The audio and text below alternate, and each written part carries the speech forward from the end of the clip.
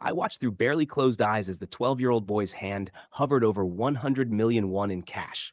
And I knew this was the moment that would prove me right about humanity.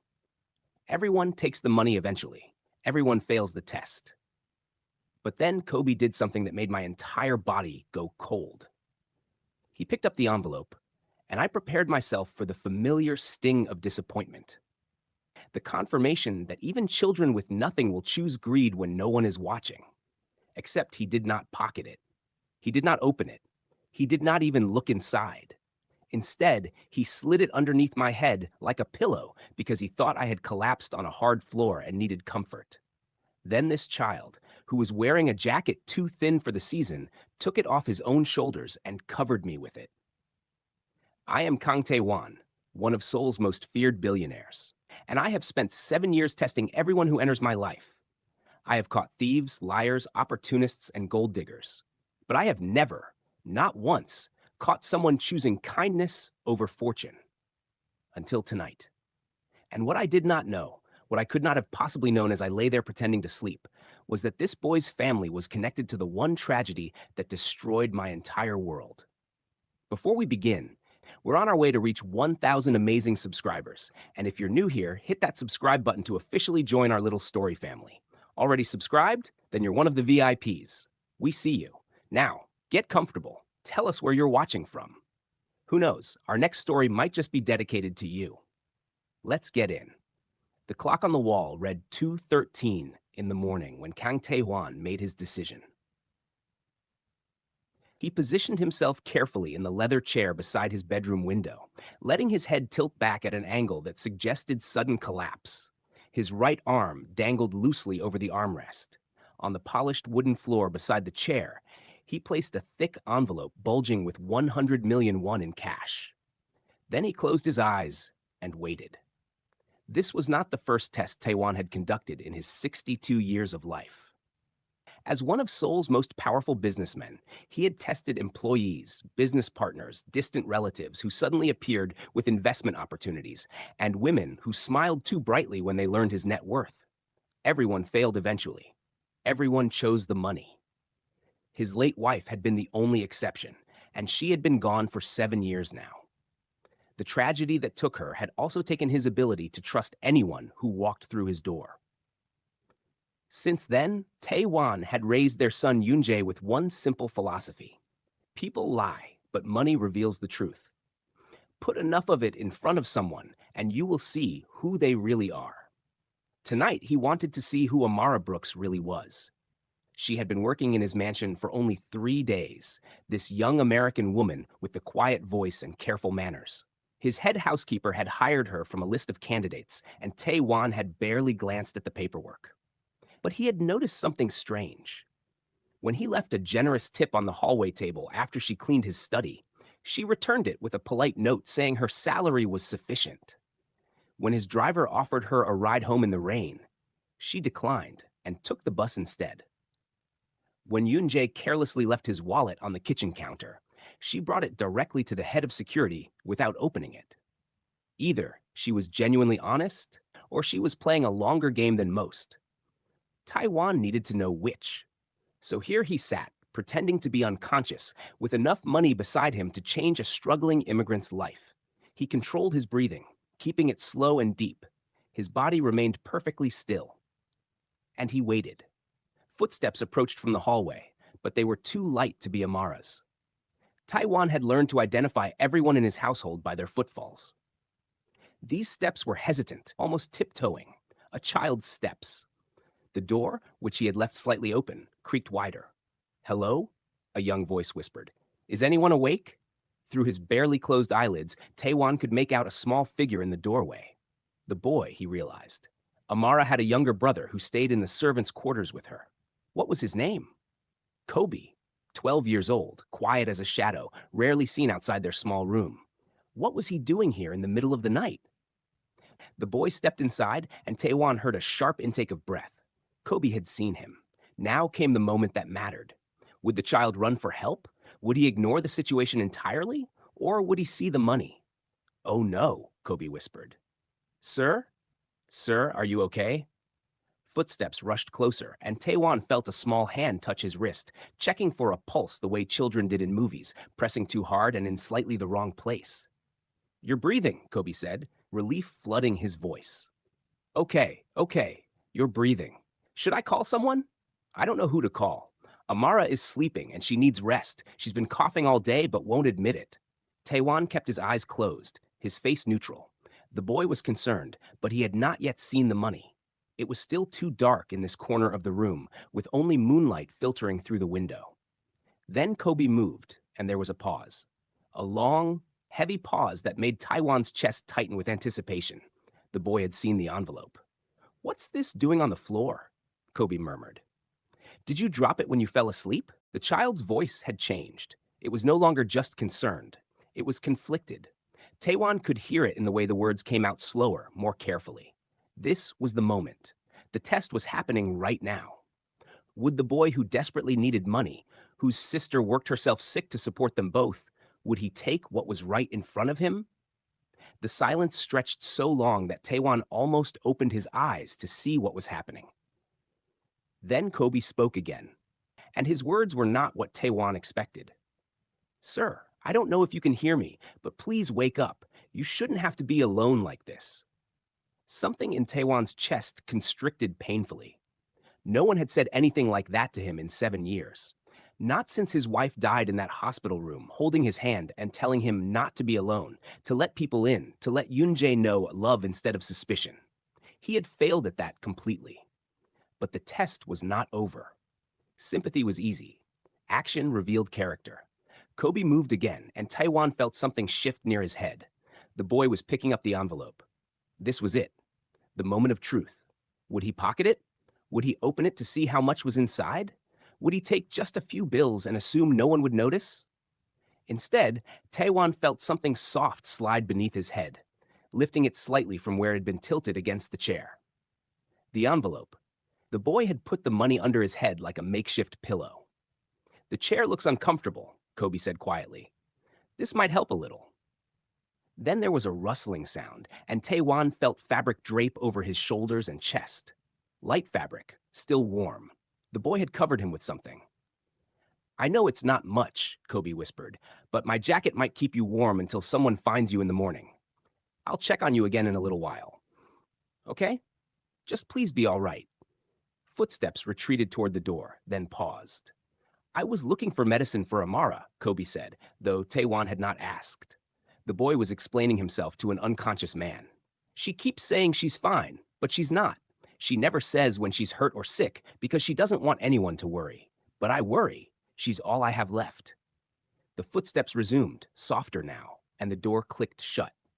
Taewon sat in the darkness, covered by a child's jacket, his head resting on 100 million won that had not been stolen. He opened his eyes slowly, staring at the ceiling. Then, for the first time in 7 years, Kang Taewon cried. He cried silently, his shoulders shaking, tears running down his face into the expensive leather of the chair. He cried because a 12-year-old boy who had nothing had just shown him a kindness he had forgotten existed. He cried because he had set up a test designed to prove that everyone was selfish, and instead he had been given proof that he was the one who had become something cold and broken. When the tears finally stopped, Taewon lifted his head and picked up the envelope. He opened it and found something he had not placed there. A piece of paper, torn from a notebook, with words written in careful English. "You probably need this more than we do. Rich people can be lonely too." That was when Taewon stood up, walked to his desk, and made a decision that would change everything. The next morning, Amara Brooks woke up to find her brother's jacket missing, and Kobe already awake, sitting by the small window of their room in the servants' quarters. "Where's your jacket?" she asked, her voice hoarse. The cough she had been hiding was getting worse, but she could not afford to show weakness, not when this job was the only thing standing between them and homelessness. "I gave it to someone who needed it," Kobe said simply. Amara sat up, concerned. "Kobe, that was your only jacket. Who did you give it to?" "Someone who was cold." There was something in his tone that told Amara not to push further. Her brother had always been like this, quietly generous in ways that made her heart ache. Their mother had been the same way before the illness took her 2 years ago. Before they lost everything and had to start over in a new country, chasing a job opportunity that had seemed like their only option. We'll get you another one, Amara said, though she had no idea how. Every dollar, every one, was already accounted for. Rent for their tiny shared room, food, medicine that she pretended she did not need. The debt collectors back in Chicago who still called about their mother's hospital bills. I don't need it, Kobe said. Really, I'm fine. Amara looked at her brother, at his thin shoulders and his two big eyes, and his smile that tried so hard to convince her everything was okay. He was 12, but he acted like a grown man sometimes, always trying to protect her the way she protected him. I need to get to work, she said, standing up and ignoring the dizziness that came with the movement. You have online school today. Please actually log in this time. I always log in. Kobe. Fine, I'll pay attention instead of just having it running in the background. She smiled despite everything and ruffled his hair before heading out the door. The main house was already busy with morning routines. The head housekeeper gave her assignments for the day, and Amara set to work, methodical and careful. She had learned quickly that in a house like this, you did not touch anything without permission. You did not speak unless spoken to. And you definitely did not make yourself visible to the family. But at 9:30 in the morning, the head of security found her polishing silver in the dining room and said something that made her stomach drop. Mr. Kang wants to see you in his study. Immediately. Amara's mind raced through everything she might have done wrong. Had she broken something without realizing it? Had Kobe been seen somewhere he was not supposed to be? Was she being fired? She followed the security guard through hallways she had only cleaned but never really looked at, too focused on her work to notice details. The study door was heavy wood, and when it opened, she saw Kang Tae-wan sitting behind a massive desk, his expression unreadable. Sit down, Miss Brooks, he said in perfect English. Amara sat, her hands folded in her lap to hide their trembling. Your brother visited me last night, Tae-wan said without preamble. Did he tell you? Her heart stopped. I'm so sorry, sir. He didn't mean any intrusion, I promise. He must have been looking for something and got lost. It won't happen again. He was looking for medicine. For you. Amara's mouth went dry. I'm fine, sir. Whatever he said, I'm perfectly healthy and able to work. Tae-wan picked up something from his desk. Kobe's jacket. He gave me this when he thought I had collapsed in my chair. He also refused to take 100 million won that was sitting right beside me. The room spun slightly. 100 million won. That was almost $80,000. Kobe had seen that much money and not taken it? He left me a note instead, Tae-wan continued, and he read it aloud. You probably need this more than we do. Rich people can be lonely too. Amara could not speak. Her throat had closed completely. I want to know about your family, Tae-wan said, and his voice was different now, gentler. I want to know why a 12-year-old boy has that kind of character. And I want to know why you are working yourself sick when my staff includes a house doctor who could see you for free. I don't need charity, Amara said quietly. I just need to work. This is not charity. This is me trying to understand something I have not seen in a very long time. So Amara told him. Not everything, because some wounds were too deep to share with a stranger, but enough. Their mother, who had worked multiple jobs to raise them after their father left. The cancer diagnosis that came too late. The medical debt that swallowed everything. The reason they came to Seoul, because their mother had once mentioned working here years ago, before Amara was born, and had said it was the only place she had ever felt valued. What Amara did not say was her mother's name. Her mother's full name, the one she had changed when she moved back to America. Because some secrets were meant to stay buried. But Kang Tae-wan was not a man who left questions unanswered. That afternoon, he made a single phone call to his head of security and said 3 words. Investigate them completely. 3 days later, Tae-wan sat in his private office, staring at a report that had just destroyed his entire understanding of the past 7 years. The investigation into Amara Brooks had revealed something impossible. Her mother's original name before she anglicized it. Her mother's employment history. And a photograph from 29 years ago that showed a young woman standing beside Tae-wan's wife at a charity event. Amara's mother had worked for his family, not as a maid, but as his wife's personal assistant and closest friend. She had been there during the happiest years of Taewan's marriage. And then she had disappeared suddenly, right before the scandal that had eventually led to his wife's death. The scandal that Taewan had always believed she had caused. His hands shook as he read the details. Money had gone missing from a family trust, money that was traced back to his wife's assistant. She had been accused of theft, of betrayal, of using their friendship to rob them. His wife had defended her, insisted there must be a mistake, but the evidence had been clear. Bank transfers, forged signatures, everything pointing to guilt. The assistant had fled the country before she could be prosecuted. And 6 months later, the stress and heartbreak had triggered the illness that eventually took his wife. Taiwan had spent 7 years believing that his wife's kindness, her willingness to trust, had been what killed her. But this report suggested something different. The investigator had found inconsistencies. The bank transfers had routing numbers that did not match the timeline. The signatures had been examined by a new forensic expert who said they were forged, but not by the assistant, by someone with access to family documents, by someone inside the house. This needs deeper investigation, the report concluded. But preliminary findings suggest the original suspect was framed. Taewan stood up so fast his chair rolled backward and hit the wall. Framed. The woman had been framed, and she had run because no one would believe a foreign employee over a powerful family's evidence. She had been innocent, and his wife had been right to defend her, and that meant everything Taiwan had believed for 7 years was a lie. And now that woman's daughter was working in his house with no idea that their families were connected by tragedy. He had to tell her. But first, he had to find out who had really committed the crime. Because if someone had framed an innocent woman 29 years ago, they were still out there, possibly still in his family, still dangerous. Taewan made another call, this time to his son. "We need to talk," he said when Yoon-jae answered. "Tonight? It's important. Are you hooked yet? Do not forget to like this video if you want to see how this unfolds. Your support means everything, and it helps others find these incredible stories. Let us get back to it." Yoon-jae arrived at his father's study that evening with his usual expression of polite disinterest. At 28, he had mastered the art of looking engaged while feeling nothing. His father's lessons had taught him well. Trust no one, expect betrayal, protect yourself first. But when Taewan explained everything, the discovery about Amara's mother, the possibility of a frame-up, the need to investigate their own family, Yoon-jae's mask cracked just slightly.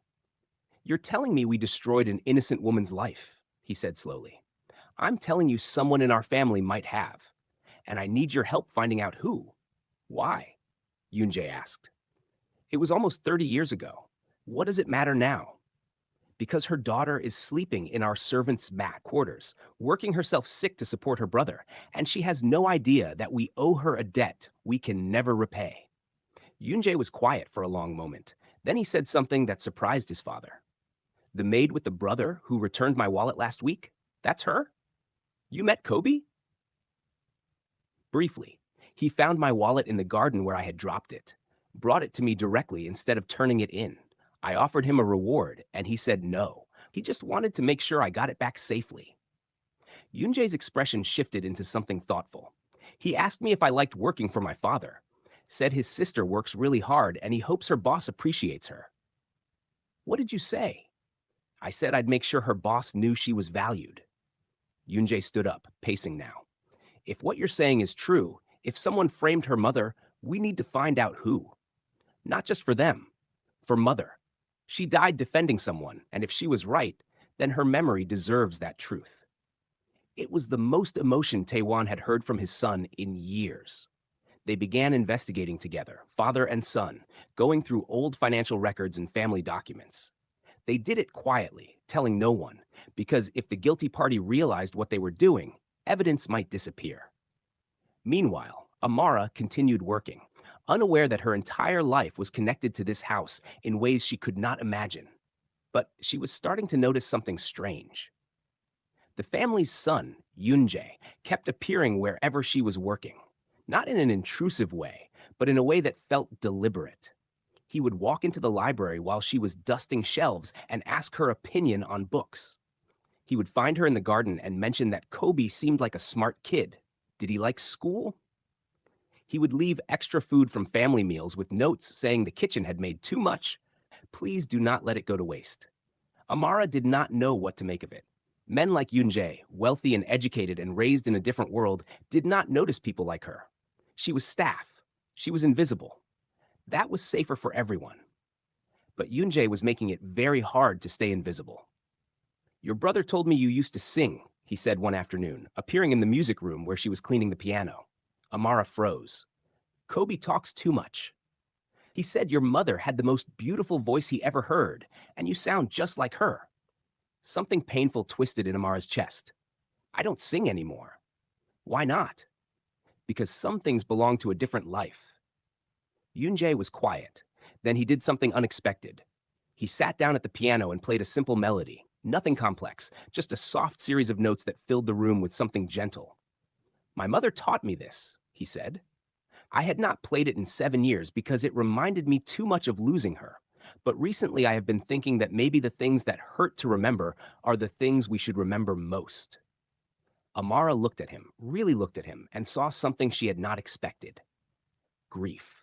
Real, honest grief that matched her own.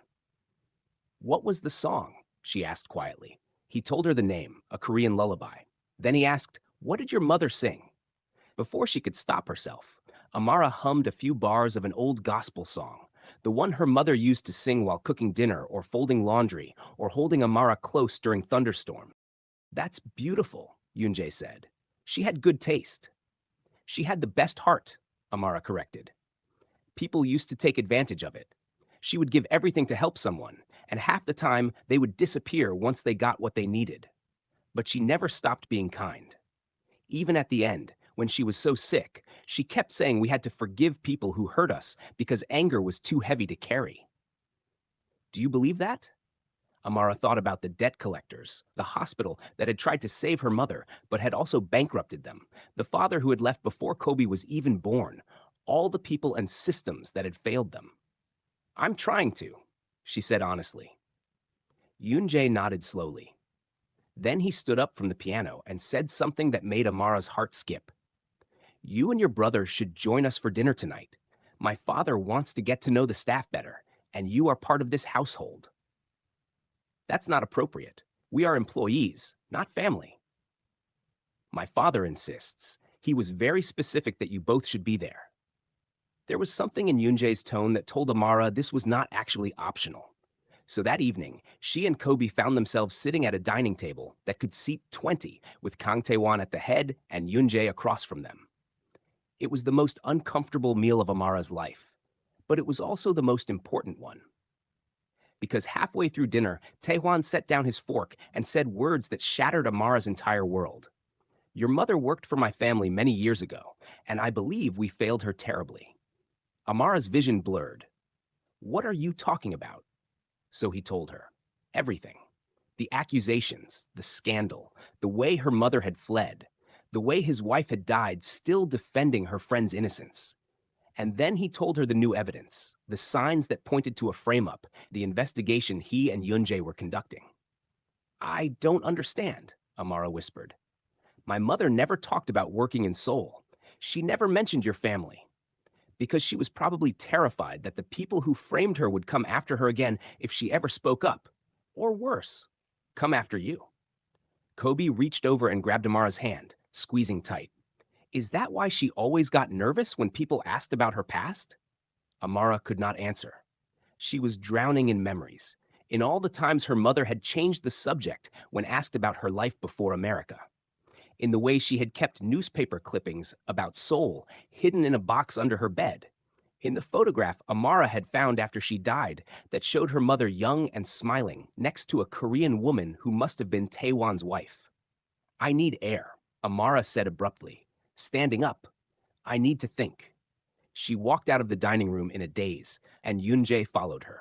He did not say anything, just walked beside her through the house and out into the garden where the evening air was cool and clean. My entire life is connected to you, Amara said, staring at nothing. To this family, to something that happened before I was even born. How is that possible? I have been asking myself the same thing, Yoonjae said quietly. What are the chances that you would end up working here, in this specific house, for this specific family? My mother told me once that Seoul was a good place. She said if anything ever happened to her, I should consider coming here to work because she had friends who would help me. But she never gave me names, and when I arrived, I did not know who to contact. So I just applied to job postings and ended up here.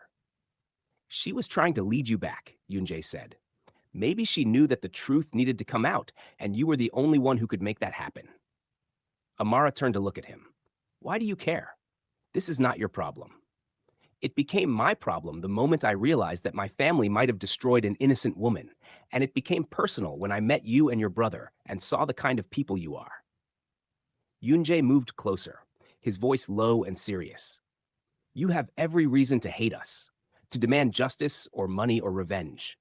But instead, you have been kind and hardworking and honest. You returned my wallet. Your brother covered my father with his jacket. You both saw opportunities to take advantage of us, and you chose not to. Why? Because that's not who we are.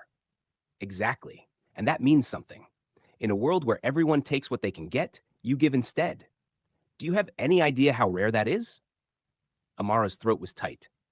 It just feels like the right thing to do. That's what makes it extraordinary. They stood in the garden as the sky darkened, and something shifted between them. Something fragile and new, like the first shoot of growth after a long winter. Amara felt it, and it terrified her because she could not afford to feel anything for someone like Yoonjae. Their worlds were too different. The gap was too wide. But when he looked at her like she mattered, like she was more than just a maid or a charity case or a problem to be solved, it was hard to remember all the reasons she should keep her distance. We should go back inside, she said, breaking the moment. Kobe will worry. Yoonjae nodded, but as they walked back, he said one more thing. Whatever we find out about the past, I want you to know that you and Kobe are safe here. No one will hurt you. I promise. It was a promise he would soon have to fight to keep. We are just getting to the most intense part. Subscribe to this channel. More stories that will give you butterflies are coming. The investigation took 2 weeks, and what Taewon and Yoonjae uncovered was worse than they had imagined. The person who had framed Amara's mother was not some distant relative or corrupt employee. It was Taewon's own cousin, a man named Kang Min-seok, who had been managing family finances at the time. Min-seok had been stealing from the family trust for years, small amounts that added up to millions. When Taewon's wife had started asking questions about discrepancies in the accounts, Min-seok had panicked. He had framed the wife's assistant, planted evidence, and created a scandal big enough to distract everyone from looking at the real books. It had worked. The assistant had fled, the wife had fallen ill from the stress and heartbreak, and Min-seok had continued stealing for another 3 years before finally retiring with his reputation intact and his fortune secured. He was still alive, living in a luxury apartment in Gangnam, respected and untouchable. Until now. We go to him directly, Yoonjae said, staring at the evidence spread across his father's desk. We confront him with what we know, and we demand he confess. He will deny everything, Taewon said. Men like him always do. Then we go public. We release the evidence and let the world see what he did. That will destroy our family's reputation. Our family's reputation was built on a lie. Yoonjae's voice was sharp with anger. Mother died believing she had been betrayed by her closest friend. We owe it to her to tell the truth. Taewon looked at his son and saw a passion he had not seen in years. When did you start caring so much? When I met someone who made me realize that protecting our image was less important than protecting what's right. They both knew he was talking about Amara. But before they could decide on their next move, something happened that forced their hand. Amara received a phone call from an unknown number. When she answered, a smooth voice on the other end said something that made her blood run cold. Miss Brooks, my name is Kang Min-seok. I understand you have been asking questions about your mother. Amara's hand tightened on the phone. How did you get this number? I have many resources. I also have information you might want about what really happened to your mother all those years ago. Perhaps we could meet and discuss it? I don't think that's a good idea. I think it's a very good idea, especially if you want to understand why your mother ran away and left so many questions unanswered. There are things Taewon has not told you, things he probably does not know himself. Amara's heart was racing. What things? Meet me tomorrow at noon at the cafe near Namsan Tower. Come alone and I will explain everything. The line went dead. Amara stood in her small room, shaking. Every instinct told her this was a trap, but the possibility of learning more about her mother was too powerful to ignore. She had spent her whole life with half a story, and now someone was offering her the other half. She decided to go, but she made one smart decision first. She told Kobe to inform Yoonjae if she was not back by 2 in the afternoon. The next day, Amara sat in the cafe at exactly noon, waiting. Kang Min-sok arrived 10 minutes later, an older man with silver hair and an expensive watch, his smile friendly and warm in a way that felt wrong. "Thank you for coming," he said, sitting across from her. "I know this must be confusing. You said you have information about my mother." "I do. I worked with her briefly before she left Seoul. She was a lovely woman, very kind, very trusting, perhaps too trusting." "What does that mean?" Min-sok leaned forward, his voice dropping to a confidential tone. "Your mother was accused of stealing from the Kang family. Did you know that?" "I was recently told, yes. What you might not know is that she was guilty." Amara's chest tightened. "That's not true. The evidence was faked." "Is that what Taewon told you?" "Of course he did. He has always refused to believe that his wife could be fooled. But I saw the evidence myself. Your mother took millions and disappeared. The only reason she was never prosecuted internationally was because Taewon's wife begged him to let it go." "You're lying. I have bank records that prove otherwise. Records that show your mother opened accounts in America with money that came directly from the family trust." He slid a folder across the table. "See for yourself." Amara opened the folder with trembling hands. Inside were documents that looked official, bank statements with her mother's name, dates that matched the timeline. But something felt wrong. The papers were too clean, too perfect, like they had been printed recently rather than stored for decades. "These are fake," she said. "They are copies of the originals. I kept them all these years because I knew someday the truth would matter. The truth is that you framed her. You stole the money and blamed my mother." Min-sok's friendly expression vanished. "You have been listening to lies. Taehwan is trying to rewrite history because he feels guilty about how his wife died. But bringing up old scandals will only hurt everyone, including you and your brother." "Is that a threat?" "It's advice.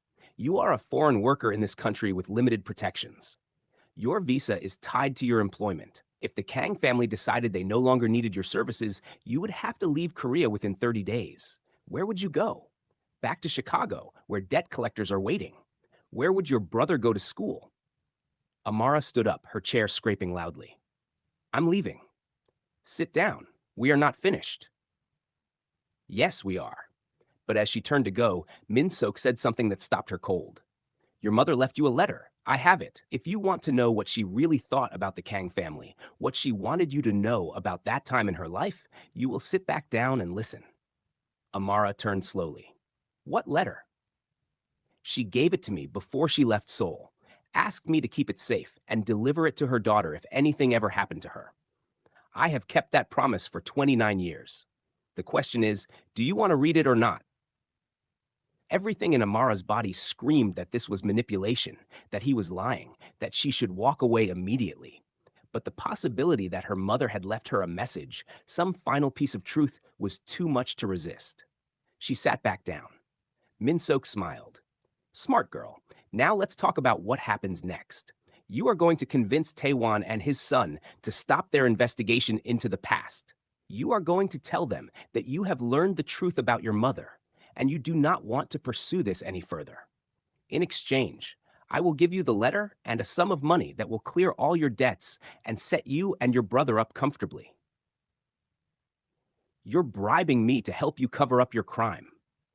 "I'm offering you a chance to move forward instead of being destroyed by the past. Your mother made mistakes. So did the Kang family. Digging it all up now will not change anything except ruin lives, including yours." Amara's mind raced. She needed to get out of here, needed to tell Taewon and Yoon-jae what was happening. But she also needed that letter if it existed. I need time to think, she said. You have 24 hours. After that, the offer expires, and I will make sure you and your brother are on a plane back to America before the week is out. I have connections in immigration. It would be very easy. Amara walked out of the cafe feeling sick.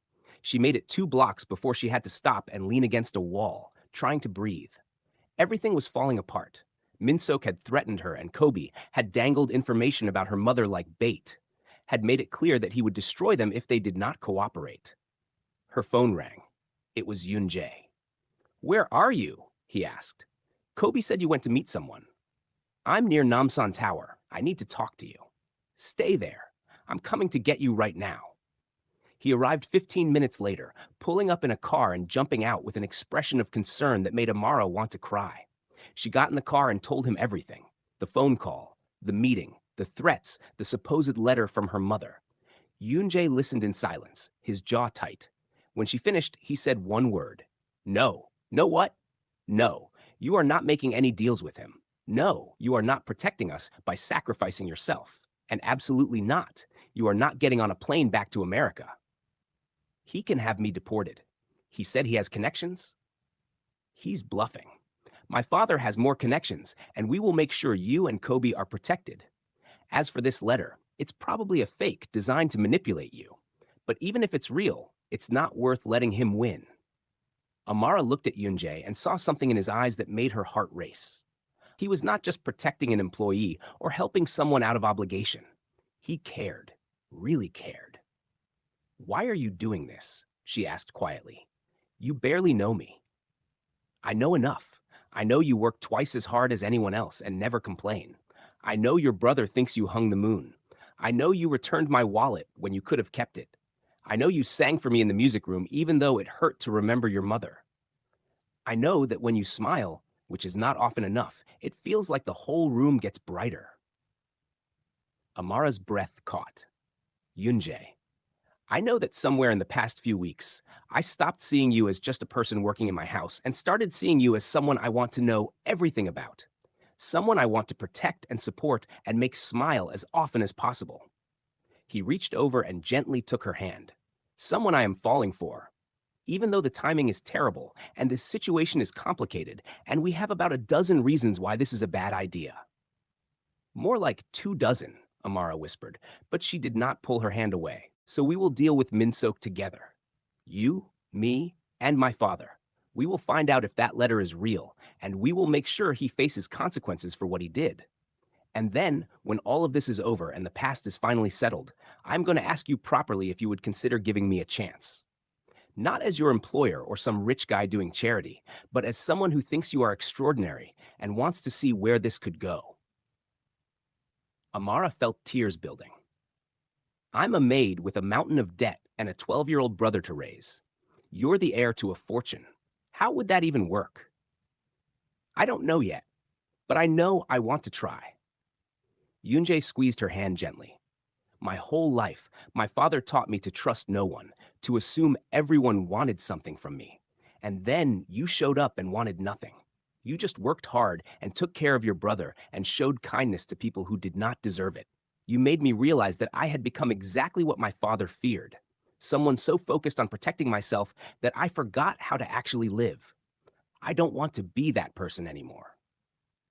They sat in the car holding hands while the world moved around them, and for just a moment, Amara let herself imagine a future where this could work, where the investigation succeeded, and Minsok faced justice, and the past was finally healed.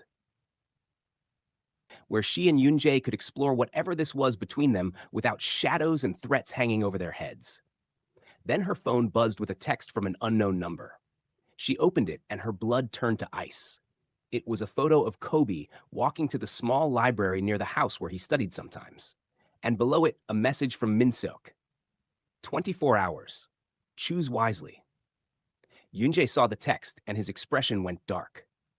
He's threatening Kobe now. That was a mistake. They drove back to the house immediately, and what happened next happened fast. Taewon called an emergency meeting with his security team and his lawyers. They discussed options, legal strategies, ways to protect Amara and Kobe while building a case against Min-seok. But Yoon-jae had a different idea. We give him what he wants, he said. Or we make him think we are. We tell him Amara has agreed to his terms. We set up a meeting to exchange the letter for her silence. But we record everything. We get him to confess on tape, and then we have evidence that even his connections can't erase. It was risky, but it was also their best option. So the next day, Amara sent a text to Min-seok saying she agreed to his terms.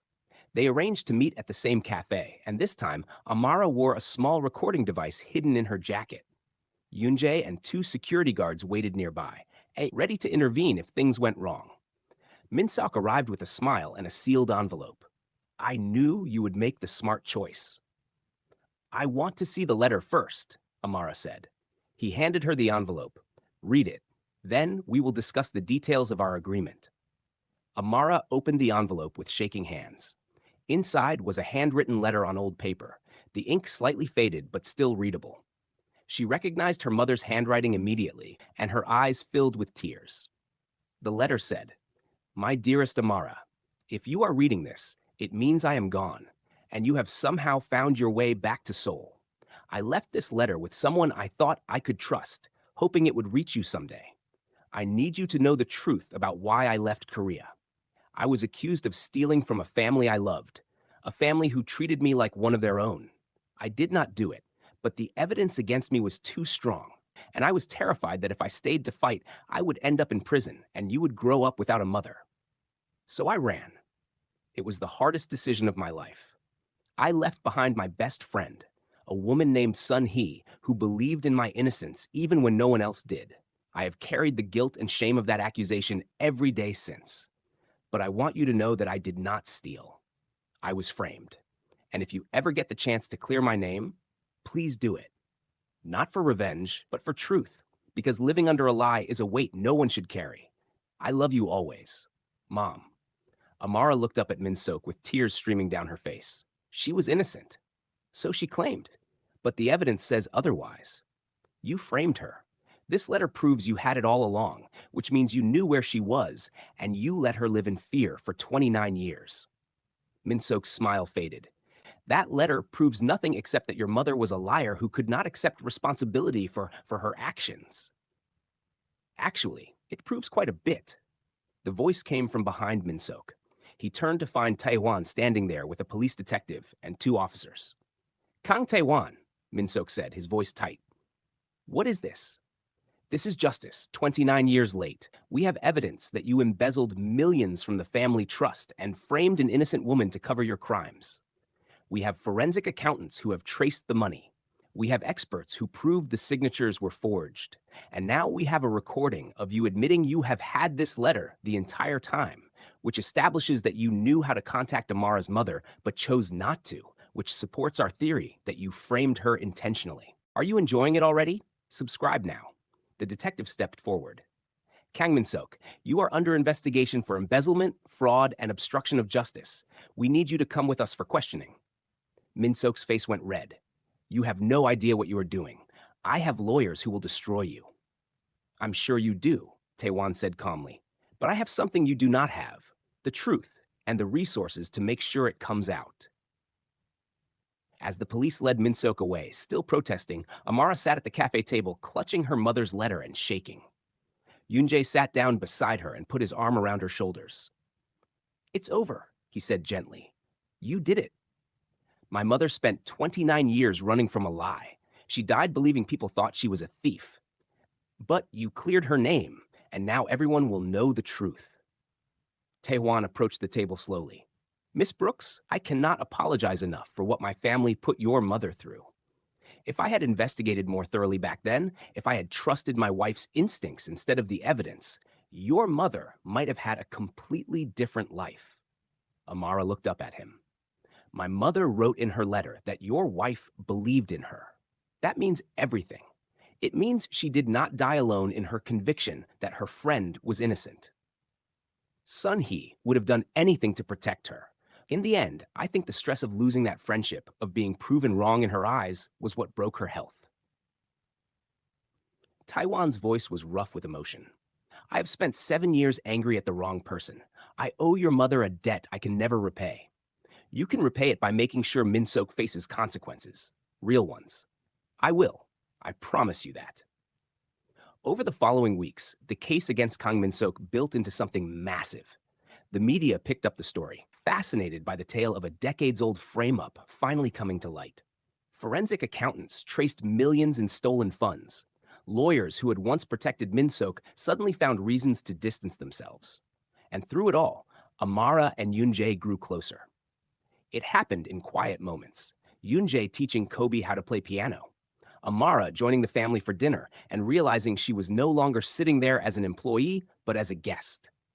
Long conversations in the garden about their mothers, their fears, their hopes for the future. I got accepted to university, Kobe announced one evening at dinner, waving a letter. Full scholarship for international students. I can study engineering. Amara burst into tears, the happy kind, and hugged her brother so tight he complained he could not breathe. Yoon-jae watched them with a smile that made Taewon realize his son had finally found something worth more than protecting himself. He had found people worth protecting. 3 months after Min-sok's arrest, on an evening when the cherry blossoms were just starting to bloom, Yoon-jae asked Amara to walk with him in the garden. They had done this dozens of times now, but tonight felt different. I have something to ask you, Yoon-jae said when they reached the bench where they had first really talked. And before you answer, I want you to know that there is no pressure. You can say no, and nothing changes between us. You and Kobe will always have a place here, always be safe and supported, regardless of what you say next. Amara's heart started racing. Okay. I love you, Yoon-jae said simply. I love the way you take care of your brother. I love the way you sing when you think no one is listening. I love the way you see the best in people, even when they do not deserve it. I love that you made me want to be better than I was. And I know this is complicated. I know we come from different worlds. I know there are 100 reasons to say this is too fast or too much. But I also know that I do not want to spend my life wondering what could have been. He reached into his pocket and pulled out a small box. This is not what you think. Open it. Amara opened the box with trembling hands. Inside was not a ring, but a key. It's the key to a house, Yoon-jae explained. A place in a good neighborhood with space for you and Kobe, near his university and your work if you decide to keep working. It's yours. No strings attached, whether you want to be with me or not, because you deserve security and stability, and I want to give you that. Yoon-jae, I can't accept this. You can, but there is more. He took her hands. If you want, if you are ready, I would also like to give you this. He pulled out a second box, and this one did contain a ring. Simple and beautiful, a single stone that caught the moonlight. I'm not asking you to marry me tomorrow, he said quickly. I'm asking if you would consider marrying me someday. When you are ready, when Kobe is settled and the case is finished, and you have had time to build your own life here without feeling like you owe anyone anything. I'm asking if you would let me be part of your future, the way you have become the best part of mine. Amara looked at the ring, then at Yoon-jae, then back at the ring. Her mind was spinning with 1,000 thoughts, but the loudest one was simple and clear. She loved him too. She loved the way he had fought for her mother's memory. She loved the way he treated Kobe like a little brother instead of an inconvenience. She loved that he had given her a house before a ring, security before romance, because he understood what she actually needed. Yes, she whispered. Not now, but someday. Yes. Yoon-jae's smile could have lit up the entire garden. He slipped the ring onto her finger, and it fit perfectly. Then he pulled her into a hug that felt like coming home, and Amara let herself believe that maybe, just maybe, happy endings were real. 6 months later, Kang Min-sok was sentenced to 12 years in prison for embezzlement and fraud. Taewon held a press conference where he publicly apologized to Amara's mother and announced the creation of a scholarship fund in her name for immigrant workers pursuing education. 1 year later, Kobe started university and moved into the house Yoon-jae had given them, though he came back to visit the mansion so often that Taewon finally just gave him his own room there. 2 years later, on a spring morning with cherry blossoms falling like snow, Amara and Yoon-jae got married in a small ceremony in the garden. Kobe walked his sister down the aisle. Taehwan cried through the entire thing, and Amara wore a necklace that had belonged to her mother, finally able to honor her memory without shame or secrets. At the reception, Taehwan stood up to make a toast. I spent many years believing that people only revealed their true character when tested. I set up elaborate schemes to catch people in moments of weakness. And then a 12-year-old boy found me pretending to sleep and chose kindness over money. He taught me something I had forgotten. Character is not what you do when you are being tested. It is what you do when no one is watching. When you think you are alone, when you have nothing to gain and everything to lose, that is when we see who people really are. He raised his glass. To Amara and Yoonjae, who have shown me that the best things in life cannot be tested or measured. They can only be trusted and treasured. Everyone raised their glasses, and Amara looked around at the people who had become her family. Her brother, beaming with pride.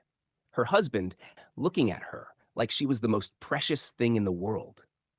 Her father-in-law, who had spent months working to clear her mother's name and had succeeded. She thought about that night when Kobe had covered a sleeping billionaire with his jacket and refused to take money they desperately needed. She thought about how one small act of kindness had unraveled decades of lies and brought together people who needed each other in ways they had not even known. And she thought about her mother's letter, the last line she had not shared with anyone else, but had memorized completely. Tell Kobe he has the best heart I have ever known. Protect it. The world needs more people who choose kindness when kindness makes no sense. Amara squeezed Yoonjae's hand and smiled. Her mother had been right. Kindness did not always make sense, but it always, always mattered. Later that night, after the guests had left and the garden was quiet again, Taehwan returned to his bedroom. He sat in the same chair where he had pretended to collapse 2 years ago, setting up his test. He thought about how wrong he had been about everything, and how grateful he was to have been proven wrong. On his desk sat a framed photograph, newly placed there. It showed his late wife Sunhee standing beside a young woman who was clearly Amara's mother, both of them laughing at some long-forgotten joke. He had found it while going through old family albums, and seeing them together had made him cry. "You were right about her," he said to the photograph. "You were right about everything. I'm sorry it took me so long to believe it." The house was quiet around him, but for the first time in 7 years, Taiwan did not feel alone. He felt surrounded by family, by truth, by the kind of love that his wife had always insisted was worth the risk of being hurt. He finally understood what she had meant. And as he turned off the light and prepared for bed, Kang Tae-wan smiled. Because tomorrow he would wake up to a house filled with people who chose to be there, not because of his money or his power, but because of the connections they had built through honesty and forgiveness, and the kind of grace that changes everything. The test had been designed to prove that everyone fails eventually. Instead, it had proven that some people, the rare and precious ones, pass every test without even knowing they are being tested. They simply live according to principles that money cannot buy and cynicism cannot break. And those are the people worth building a life around.